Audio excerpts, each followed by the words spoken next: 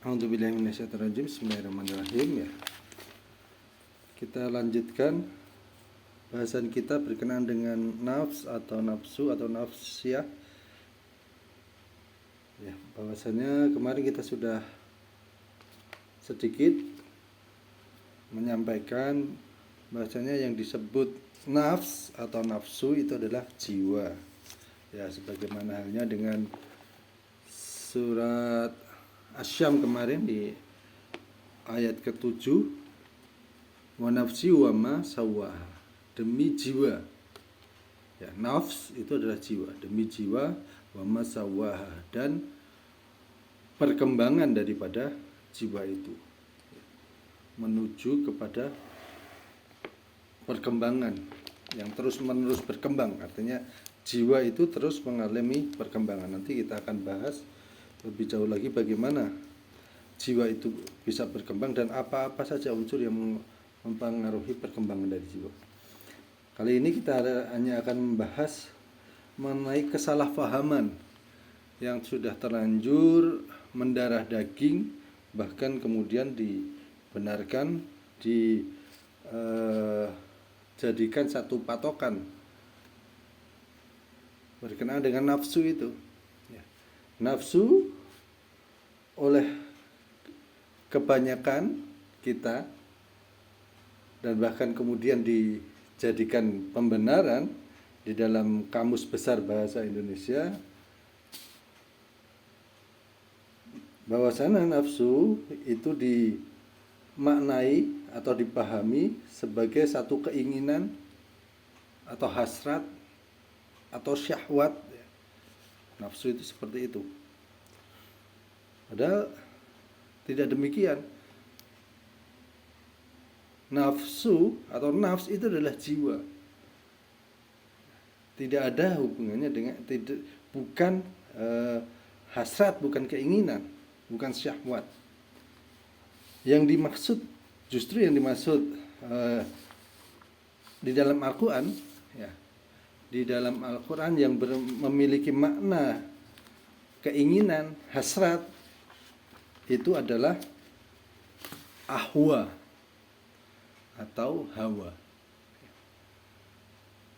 Ini kesalahpahaman yang sudah terlanjur mendarah daging, sehingga ketika kita berbicara mengenai keinginan, berbicara tentang hasrat, itu kita sudah terbiasa menyebutnya dengan nafsu.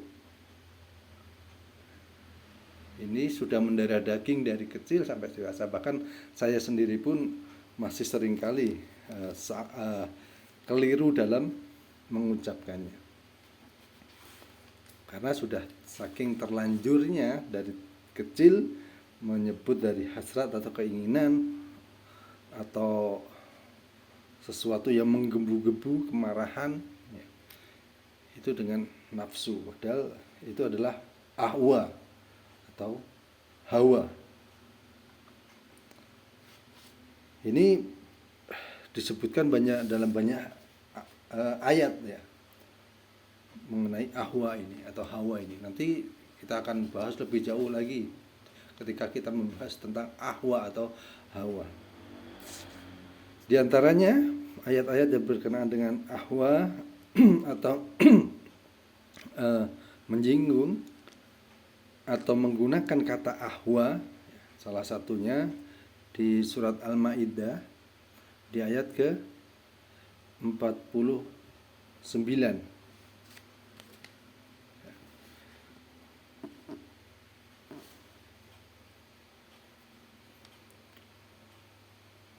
Wa anihkum, dan hendaklah kalian memutuskan bainahum, di antara kalian, di antara mereka,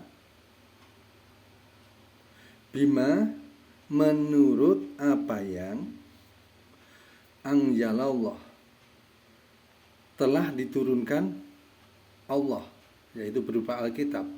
Wala tattabi, dan janganlah kalian mengikuti ahwaahum, keinginan mereka. dan janganlah kalian mengikuti ahwaahum. Jadi yang dimaksud keinginan atau di dalam Al-Qur'an yang berarti atau yang memiliki arti keinginan itu adalah ahwaahum, keinginan mereka. Ya. Ini berbicara tentang orang-orang kafir dari Yahudi dan Nasrani yang mereka memutuskan perkara itu tidak dengan kitabullah tapi dengan apa yang diinginkan oleh masyarakat atau menurut hawa keinginan dari masyarakat, mengikuti ahwa mereka. Kemudian di surat Al-An'am di surat 56. Nah,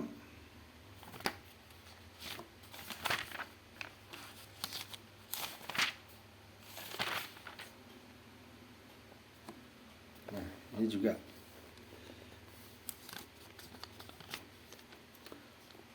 Qul, katakanlah, ini sesungguhnya aku nuhitu, dilarang an a'bud, menyembah, menghambakan diri kepada ilah-ilah, alladzina, yang yada'una, kalian ibadahi, min dunillah, dari selain Allah. Qul, katakanlah, la attabi'u, tidaklah aku mengikuti ahwa'akum, keinginan kalian. Nah, ini jelas ahwa'akum. Jadi keinginan itu adalah ahwa'akum. Qad dhalaltu idzan, jika berbuat demikian sungguh tersesatlah aku. Nah, jika aku berbuat demikian maka sungguh tersesatlah aku. Wa ma ana, dan aku bukanlah minal muhtadin, termasuk orang-orang yang mendapat petunjuk. Jadi kata nafs itu sudah terfitnah. Kata naf atau nafsu itu sudah terfitnah sebagai sesuatu yang buruk. Terfitnah menjadi kata yang seolah-olah itu adalah keinginan. Padahal yang di dalam Al-Qur'an yang disebut keinginan itu adalah ahwa. Kemudian satu lagi di surat Al-Maidah di ayat ke-77. Coba kita simak. Qul ya ahlal kitab, katakanlah wahai ahli kitab, la taghlu, janganlah kalian berlebih-lebihan, fi dinukum, di dalam din kalian, ghairal haqqi, dengan cara yang tidak benar, wala tattabi'u, dan janganlah kalian mengikuti ahwa'a kaum, ahwa'a, keinginan kaum qad dhallu, yang telah tersesat. Ahwa'a, keinginan kaumin, orang-orang yang atau kaum, qad dhallu, yang telah tersesat, min qablu, dari sebelumnya atau orang-orang yang dahulu sudah tersesat. Wa adallu, dan telah menyesatkan, kasiron, kebanyakan manusia. Wa adallu, dan mereka sendiri tersesat, an sawa'is sabil, dari jalan yang lurus. Ya. Ini ayatnya juga jelas, ahwa qaumin, keinginan dari kebanyakan orang. Ahwa itu adalah keinginan, bukan nafsu. Bahkan di ada terjemahan yang lain, ahwa'a ini itu diterjemahkan dengan keinginan dari hawa nafsu. Ya, sebenarnya tidak salah pengertiannya, tapi akan menjadi rancu nantinya karena nafsu itu sendiri memiliki arti jiwa. Ahwa, ahum. Ahwa diartikan sebagai keinginan dari hawa nafsu, keinginan nafsu, jadi rancu sebenarnya. Intinya bahwasanya yang dimaksud atau yang memiliki makna daripada keinginan, hasrat, ya, syahwat, sesuatu yang muncul di dalam hati untuk hasrat, ya, untuk menginginkan sesuatu, itu adalah ahwa, bukan nafsu.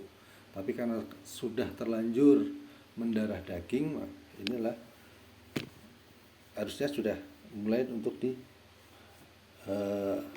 perbarui, diluruskan, supaya nanti dalam kajian-kajian berikutnya itu kita tidak salah untuk memahaminya. Itu dulu berkenaan dengan ahwa, ya. Bahwasanya di dalam KBBI pun itu kata nafsu itu juga sudah mengalami penyimpangan makna. Nafsu itu